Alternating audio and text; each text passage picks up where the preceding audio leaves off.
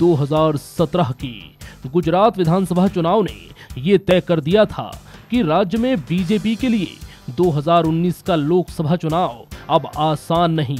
पिछली बार तो नरेंद्र मोदी गुजरात के मुख्यमंत्री रहते हुए पूरे देश में बीजेपी के चुनाव प्रचार की अगुवाई कर रहे थे। वह खुद वडोदरा सीट से पार्टी के उम्मीदवार भी थे। तब मोदी रैलियों के लिए देश में कहीं भी गए, लेकिन रात के समय वापस गांधीनगर लौटना नहीं भूले। गुजरात की सभी सीटें जीतने का उनका लक्ष्य था, इसलिए वो हर सीट पर व्यक्तिगत तौर पर नजर रखे हुए थे। इसलिए वहां लोकसभा की सभी 26 सीटों पर जीतना पार्टी के लिए ज्यादा मुश्किल नहीं रहा। लेकिन अब की बार ना तो नरेंद्र मोदी वहां हैं और ना ही राज्य की किसी सीट से उनके चुनाव लड़ने के आसार हैं।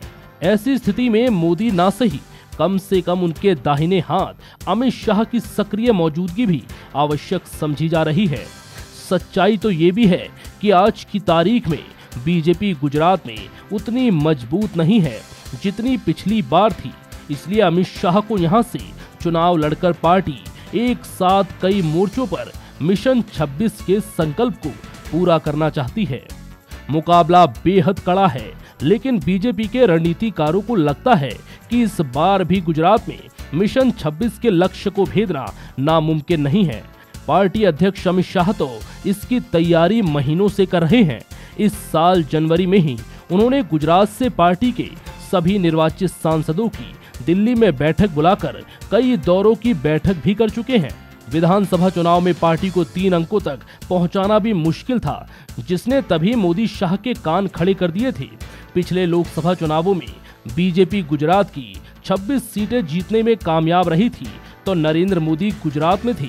लेकिन इस बार लोकसभा चुनाव में पार्टी कार्यकर्ता वहां उनकी उतनी कमी महसूस कर रहे हैं जितनी विधानसभा चुनावों के दौरान हुई थी। ऐसे में मिशन 26 के संकल्प को लक्ष्य तक पहुंचाने के लिए बड़े और प्रभावशाली नेता की सक्रिय भागीदारी की जरूरत थी। एक ऐसा नेता जो न केवल कार्यकर्ताओं का हौसला बुलंद रख सके, बल्कि गुजरात में मोदी की हर पल मौजूदगी का एहसास भी दिला सके। इस लिहाज से पीएम मोदी और पार्टी की नजर में अमित शाह से बेहतर विकल्प कोई हो ही नहीं सकता था। प्रधानमंत्री उन पर कितना भरोसा करते हैं, ये गुजरात ही नहीं देश के लोग भी अच्छी तरह से मानते हैं। इसलिए पार्टी को लगता है कि कुल मिलाकर अमित शाह ही हैं जो नरेंद्र मोदी के नाम पर मिशन 26 का सपना पूरा करने का मादा रखते हैं। लाल कृष्ण आडवाणी 1991 से गांधीनगर का प्रतिनिधित्व करते रहे हैं। इस सीट ने उन्हें वाजपेयी सरकार में गृह मंत्री और उप प्रधानमंत्री तक पहुंचाया है। आडवाणी की भरपाई के लिए गांधीनगर जैसी हाई प्रोफाइल सीट पर बीजेपी को कोई कद्दावर नेता ही चाहिए था। आडवाणी की कद का गुजरात से आज की तारीख में बीजेपी में कोई नेता है तो वो खुद प्रधानमंत्री मोदी ही हैं।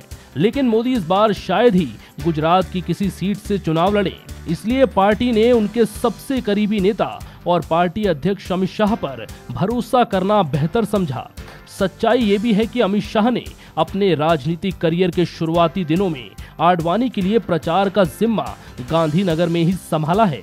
इसलिए एक हाई प्रोफाइल सीट पर हाई प्रोफाइल उम्मीदवार के चुनाव प्रतिनिधि होने का उनका अनुभव भी काम आ सकता है। सबसे बड़ी बात यह है कि पिछले कुछ समय से कांग्रेस ने गांधीनगर में अपनी सियासी मौजूदगी के लिए बेहद प्रयास किए हैं। इसी महीने कांग्रेस ने 58 साल तक अपनी वर्किंग कमेटी की बैठक में गांधीनगर के पास अदालाज में ही की थी।